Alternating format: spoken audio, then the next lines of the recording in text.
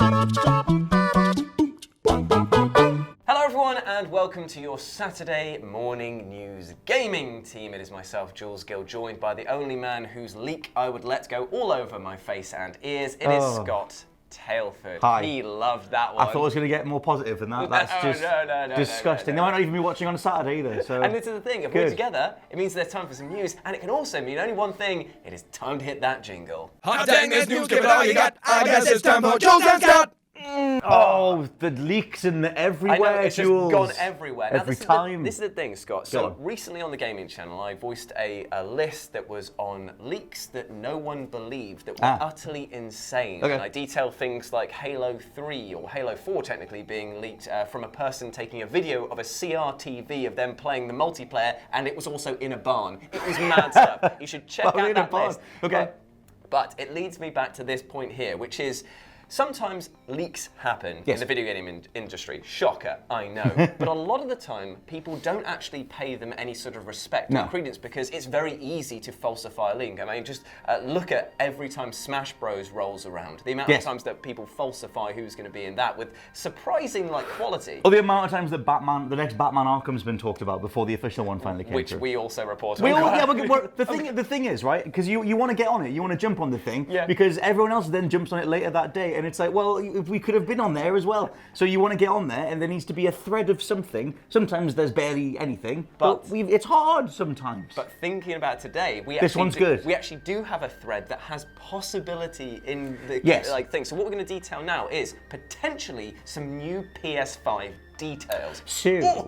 Well, apparently, so this initially appeared on 4chan a couple of weeks ago, which a lot of people went, oh dear God, 4chan. And so bear with us. I know. And so we didn't really run with it, and a lot of people didn't run with it. But one part of that initial leak was saying that the PS5's upcoming slogan was going to be, it's time to play. And now on the official PlayStation Europe Twitter account, then slogan is now, it's time to play. Ooh. So either that 4chan leak just guessed it right, or it retroactively kind of half verifies all the rest of that initial leak. Now, still take it with a pinch of salt, but it's better than most. Because the slogan itself, it's fairly generic. Like, you might luck onto it, but still, to call it and then for it to change that, I mean, the coincidence of that is, you've got to at least take it now with a tiny bit of credibility, but a huge pinch of salt, as you were saying. Yeah, so let's detail what the rest of that leak had, and maybe we can get you even more hyped for the next generation. So there's quite a lot of stuff here. So well, pinch of salt, cup of salt, tumbler of salt, but there's a lot of stuff to break Tumbler's down. already full of salt, You pour one out and then, take a shot.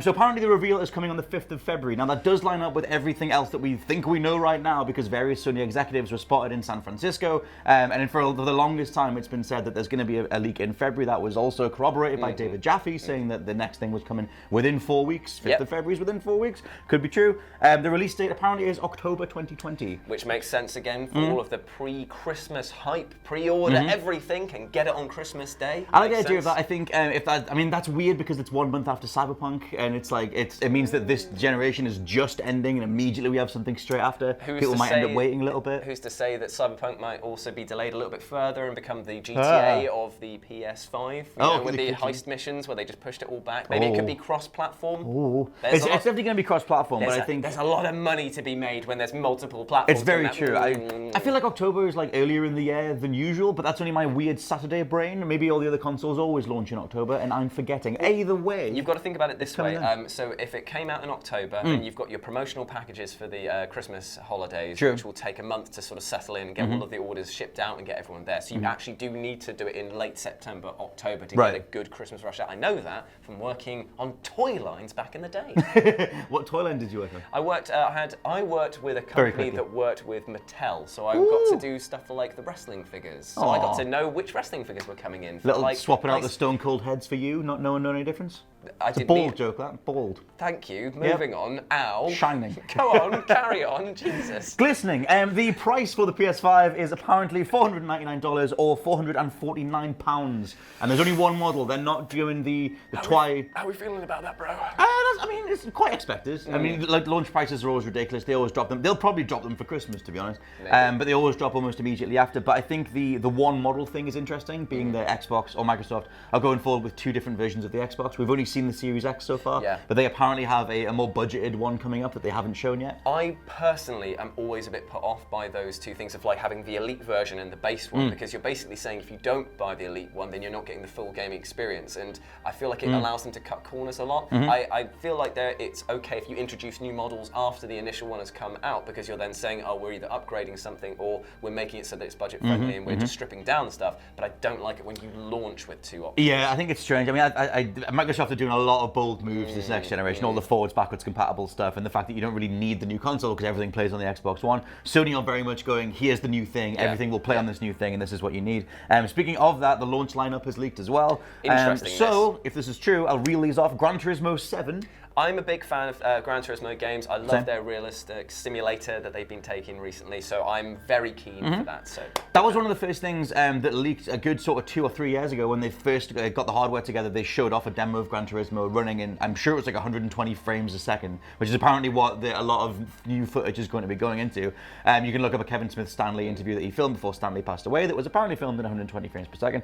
But yeah, Gran Turismo 7, that's always the flagship of look how shiny this car is. I mean, honestly, like if you want to launch a new console and show off graphical capabilities, then a game like that is perfect because they focus so much on photorealism now that if you go out there and absolutely wow people in the sense that they won't be able to tell the difference between what is graphics and what is reality, then of course you're going to get. I want some good tire treads. Also, MLB The Show 21. Now, I don't care about baseball, but maybe you do. Right, they will. Right, this is the thing. I personally don't care, but it's one of those franchises that in the States and in other countries sells so unbelievably it's a massive deal, well. Like, it just isn't a thing here in the UK. Like, if you like baseball here, it's like so niche. It's like us telling the Americans that they should go buy FIFA. They're just not going to care. Yeah. Not bothered. Soccer. Who cares about putting a ball in net, Jules? Basketball fans apparently, but not them. Demon's Souls Remastered also coming to the PS5. Right, this is the one that I'm so excited for, but I also am the one that I'm like, is it gonna happen? Because they kept on teasing like a little poke in the chest with a fine rapier. It's piercing my heart. A fine rapier? And my blood is leaking out very slowly. Death by 1,000 needle Well, cuts. I mean, this has been rumored for so long. This was apparently the thing that Bluepoint moved on to after they did the Shadow of the Colossus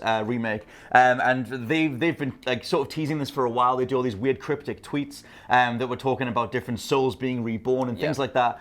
Within those tweets were also references to Castlevania and other games that they could potentially be remaking. But Demon's Souls is the only one of From Software's games that FromSoft don't own. It was the IP because it was co-produced with Sony. Hidetaka Miyazaki, FromSoft's lead, has always said that the rights belong to Sony, and it's up to them if they want to do something with it. It's pretty easy money considering how massive Souls is. It is easy money, but it's almost a strange launch title because it's a game that has already been out. Your remastering will only be able to take the graphical capabilities up so far. You're not actually changing the mechanics. Unless it's more of a... If it's like a Resident Evil 2 style remake where it's built from the ground up, you might lose a lot of interest from fans because they'll be like, oh, you're taking something. Maybe, It's actually, it seems on paper like easy money, but in terms of what console you put it on and when you drop it, it's actually incredidly difficn't to get right. There was I can't think of the name off the top of my head. There was a dungeon crawling soul style game that was teased for either the PS3 launch or the PS4 launch, and it never made it to the light of day. We'll be able to throw some footage of it on screen or something. But I think they're maybe ticking that box again, where it's like, don't worry, although it's a launch lineup, because launch lineups are historic for being kind of meh. Like, it's very rare that you get a runaway sort of amazing launch lineup, especially on Sony's side. But I think that they could go down the route of like, hey, we have something for the hardcore, alongside the bigger sort of more. Well, they've got to tick all the different boxes. I mean, you go like, Gran Turismo, that's your racing one. Yes. You've got your baseball your one. Sports You've one. got your sports one. There'll be a FIFA as well. They've got your hardcore one. What else have we got? So you also have Godfall, which was shown at E3. That's the thing that Gearbox showed off as one of the first PS5 games. Godfall is like it would be a looter shooter, but you swap the guns for swords and blades, that stuff. But yeah, they want to have like a looter slasher. Apparently, is the name that they want. Very interested to see how this goes because the trailer itself, even though they touted that it was in the graphical engine, it didn't necessarily wow me. So I'm interested to see where that goes. I'm curious, with it being cross-generational, I don't think it's going to be like this big powerhouse of graphics or anything. For me, do you remember a game called, was it called Heavenly Sword? Heavenly Sword? Yeah. That was on the PS3. It was a PS3 like launch title-esque thing that had a kind of God of War aesthetic going for it at the moment. I feel like that is this generation's version of that. Maybe. Like a one and done, just kind of like, it's a bit of a risk, but also something. Speaking of, the thing with Heavenly Sword was that it was exclusive. But speaking of exclusives, there's a new IP coming from Sony Santa Monica, which is the God of War studio. Yes. You know what it's called? Legends with a Z, which immediately makes me go, it's not 2002, lads. POD doing the soundtrack. Yeah. Oh god, if they actually. Yo, it's the Legends in the house. I'm not. If they launch the PS5 with Youth of the Nation on it and they put Satellite into Legends, I might be way back on board with that. Board shorts and backwards caps and all that. No. I think if they could put aggressive inline back on. Oh yes, I would, yes, aggressive inline was the tits. There you go. Because that POD on it. Yeah. And Saliva song, the Saliva song where he goes, huh, and then it kicks in. Yeah, but that was 90% of their gimmick. It was so good. Yeah. Because it was like. I'm a big fan. Literally, we've just written a new Saliva song. All the Saliva fans, all three of you, including the singer who's probably watching this, wipe your lips. No, what that is. So that's all the launch stuff, Legends and MLB and whatever else. But alongside that, they're going to tease all the stuff that's coming in the future for PS5. Yeah. This is where it gets super exciting. It always does in the most far-off project stuff. So the next Horizon Zero Dawn game is apparently going to be announced. They don't have a name for it, but it'll be, I'm assuming, Horizon something else, because Zero Dawn is very specific to that game. It makes absolutely perfect sense that they would want to capitalize on one of the most successful started games. I mean, it was the studio Guerrilla Games. It was their first game, wasn't it, that they made? No, it was their first since doing Killzone for 13 years. But still, though, that's amazing to come out from that. So it would be stupid if they didn't make a sequel. Yeah, and plus, Aloy is one of the sort of flagship characters for Sony and for PlayStation. Also, the next Spider-Man game, which lines up with the creative director Brian Intihar saying that the next game wouldn't take anywhere near as long to come out. Yep. It's been talked about for a while. Spidey 1 ends on a cliffhanger. It makes the most sense to just sort of go, even if you just show a logo, confirm that Spider-Man is associated with PlayStation. They also have this is a thing. Okay. A new sci-fi IP from Naughty Dog, which I just want to see whatever Naughty Dog's doing next. Well, then Naughty Dog is fascinating when you look at it as a company for its history with Crash Bandicoot. Then it obviously moved on to Jak and Daxter, then did Uncharted, and everyone was always thinking to themselves, okay, Uncharted is one of the very few ones that's actually gotten 4 main titles. Everything else they just did a trilogy and then they moved on, because they've always loved building legends and then with a Z and then moving on to doing something else. They even did 5 with Lost Legacy. So now it is definitely time for them to ditch the Uncharted thing. Not that I don't love it. It's fantastic. I just feel that maybe that story has been told and they need to move on to something crazy. I am fingers crossed if it's going to be sci-fi. I want them to go back to the old school days of silly, over-the-top characters, maybe a cartoony aesthetic. I really want them to try. I would like them to revisit that stuff. If you check out, I've got the Naughty Dog 30th anniversary book, which I totally recommend. It's a big old art book about all 30 years of their history. And I'm sure in there are some sketches for a sci-fi game. Really? Because I'm sure at one point they were going to do it. Because at one point they were going to do a realistic Jak and Daxter, where Jak was a human boy and Daxter was a little rat that lived on his shoulder.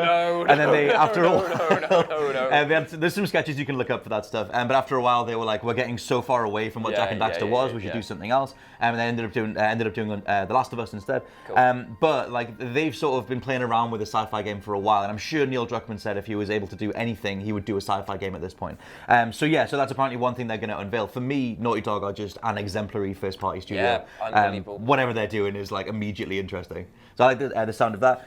They also have a new IP from Sony Japan, but that's all it says, new IP from Sony Japan. They have obviously a historic track record. A new IP from the London studio, which are the guys that used to do The Getaway. Yes. And they've now been doing all the VR stuff, there's VR worlds. So much teasing of there being a new Getaway game or something at least tangential to that, so it would be fantastic. I think I would. I mean, I'm always, oh god, I want new stuff. I think because The Getaway's been gotten away for so long, if they brought it back and managed to fulfill the initial vision for that game where you could go into every single building. And I remember, people are there are teenagers watching this who are younger than the last Getaway game. Yeah, they won't have a clue. No, they won't. But The Getaway was the first time on PS2 where it was oh my god, this technology is going to realize a whole city. And I remember there was a write-up in the official PlayStation mag back in the day saying that, hey, if you were getting chased by the cops, you could nip into a McDonald's, order a burger, and just sit there and eat the burger, and the cops would run right past you. That never happened. That wasn't the thing. That was very Peter Molyneux. A little bit, yeah. Sort of Milo on the other side of the screen. But I think if they ever did another Getaway with the PS5 tech, they could maybe do it in fully interactive city.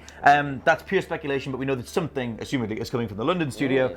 2 big things though: Final Fantasy XVI, about time, I guess. Yeah, I mean, to be fair, we've been holding on to a lot of Final Fantasy 15 for a while. I mean, that game has gotten ludicrous amounts of DLC support. The fact that you can buy the Ultimate Collector's Royal Edition and it still doesn't have all of the DLC in it, it's just absolutely mind-blowing to me. I mean, that was in 2016, so it's been quite a while. And obviously, like you said, they've been supporting Final Fantasy 14 and 15 in terms of all the different DLC stuff. Sorry, no, Final Fantasy 11. Yeah. So it's the Realm Reborn one. They're both still going. Yeah.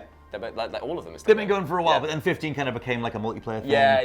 It was a whole thing. I'm hoping that they actually take lessons learned from that, because it was an incredibly successful game, 15, and I just hope that they tweak and move on with it. Yeah, I'm curious what the hell they think Final Fantasy's main IP thing, main core thing is now. All I'll say is that if the combat system is anything to go by, after playing the Final Fantasy VII demo, like that, rub it in, that combat in there was brilliant. Was so it? If they can move that into Final Fantasy 16, that'd be.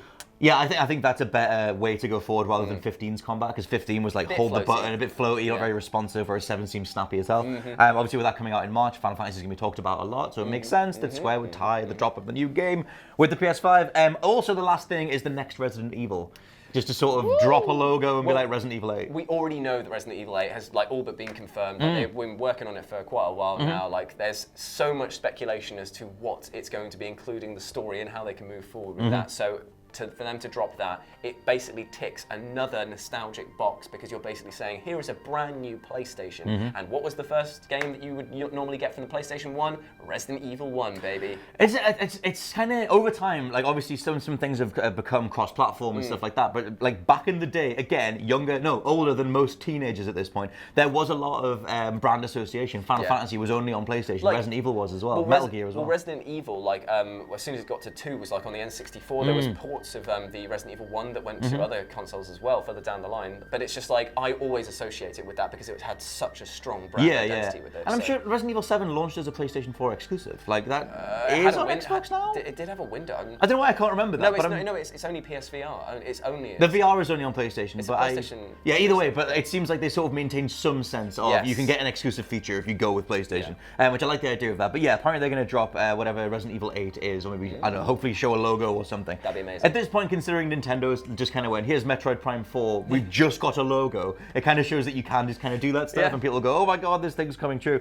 So one of the last things is just that apparently they're going to talk about the specs of the console, and the PS5 is apparently more powerful than the second model of the Xbox, which we haven't seen yet, the budget one, that we're yet to see, but it's not as powerful as the Xbox One X. So it was Sorry, it's not as powerful as the Xbox Series X, the new one. It was slot sort of in between, so you got the Xbox is most powerful, then the PS5, then this budget. Yeah, and according to this guy, it's almost on par with the Series X, but not quite. So I guess Microsoft can hold on to the most powerful console in the world. Yeah. Shenanigans, but they don't really seem to have as many exclusives. All I'll say is that all of that power and stuff like that means a lot until you actually see how it's used. I mean, I'm playing through God of War at the moment, and the fact that game loads everything without ever having a loading screen be in your face, and everything looks amazing up close, and it's still on this. I genuinely wouldn't care if it's it's always going to come down to the games or how the games are run. So it depends what the hell comes true. We have so many great launch games, so many things in the future.